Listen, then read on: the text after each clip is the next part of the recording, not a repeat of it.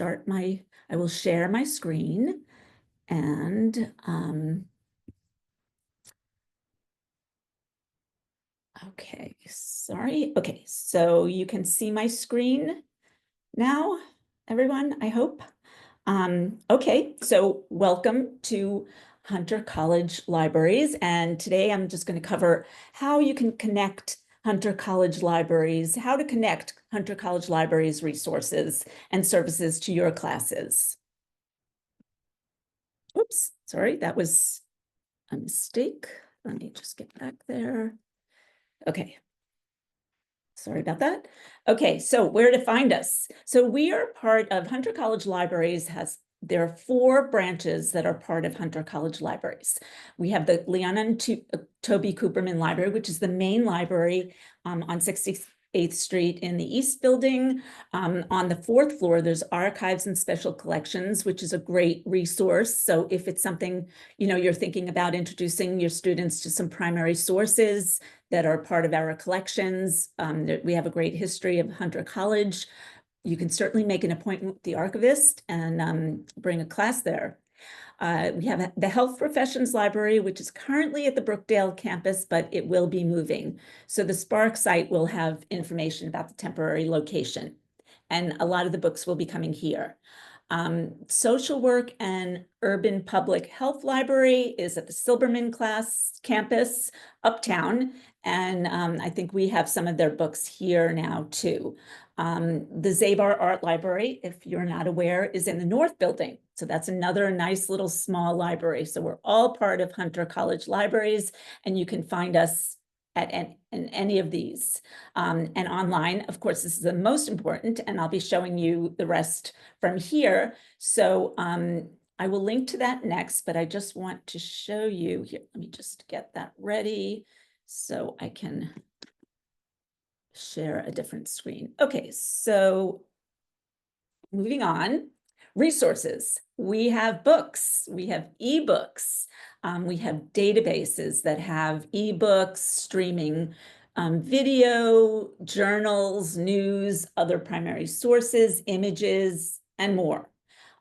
So I will show you a bit of that. Course reserves. So I think a couple of you may have mentioned how to get course reserves and put course reserves, items on reserves. So I will point you to how you can do that. And that is a great question. And I think, Christina, you mentioned something about, or one of you mentioned about textbooks and finding out, or not even textbooks, just finding out if we have the books available. So one thing I want to mention that might be important for course reserves is if you do have a book that you want your students to have access to, and it's not available, you can order it and it can be put on reserve. So then students can come into the library and look at the book read the book, scan pages, print pages for 2 hours and return it. If no one's waiting, maybe renew it again. But that way the book is available for everyone in your class. So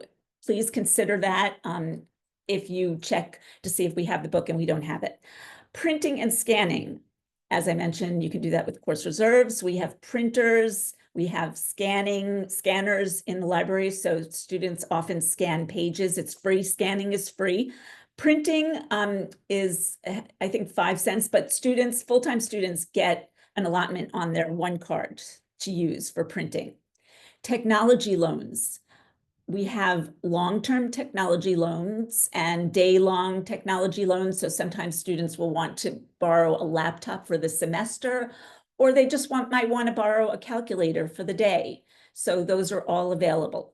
Research guides. We have research guides that will show how you can research for a specific subject, library help videos, and there's access to other CUNY libraries, collections, and spaces. So students should be aware that if they happen to live closer to another CUNY library, they can go there and study and borrow books from there, and then even return the books here at Hunter.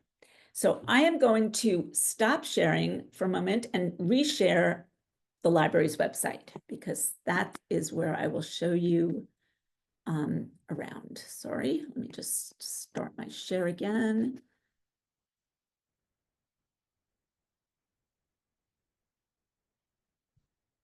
Okay, so this is, let me just stretch this. This is Hunter College Library's website. This is where you will find everything, and you can access things remotely and look for different items, find out what our services are, which I will cover next. But one search, I just want to go over some basics on the homepage. I mentioned technology loans.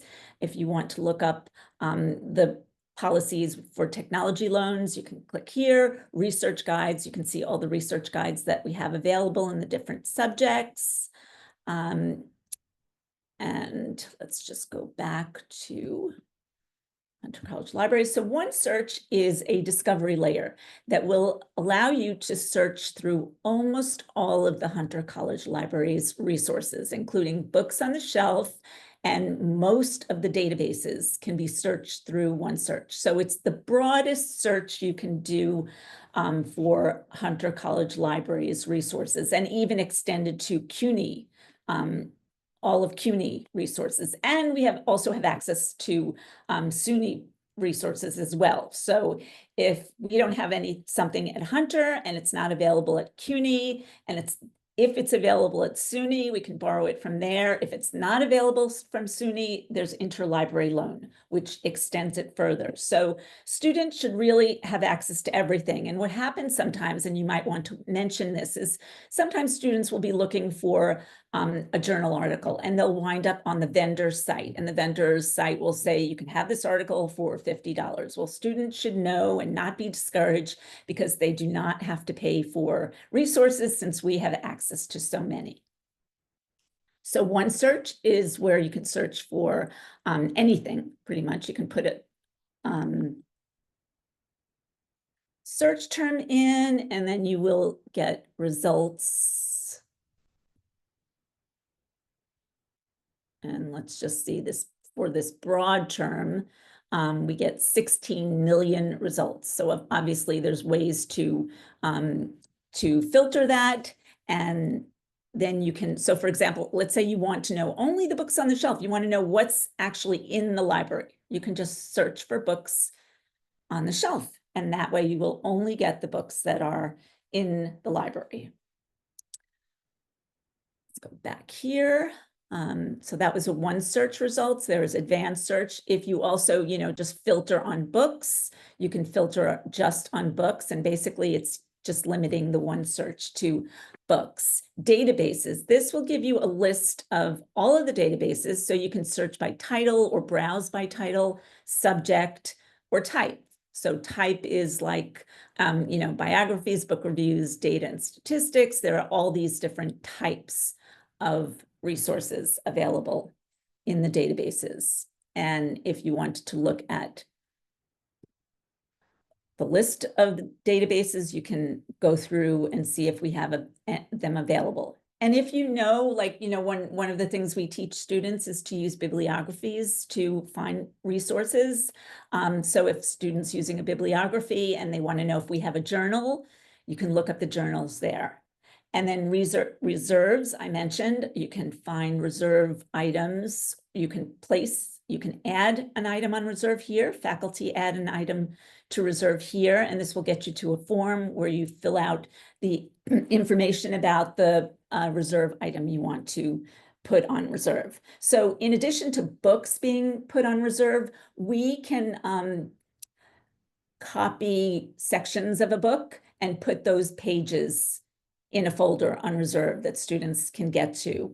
For now, going to the reserves, if you want to find reserves items, they're usually listed by class. You can look them up by keywords, but this is for now where students would go for reserve items. You can search by instructor. So those are the ways to search. Room reservations. So often students want study rooms. So we have study rooms that are available. Just links to Brightspace, and then, just the rest of the hours and calendars. services. So I'll go through some of the services next. So I'm going to stop my share again and go back to my slideshow.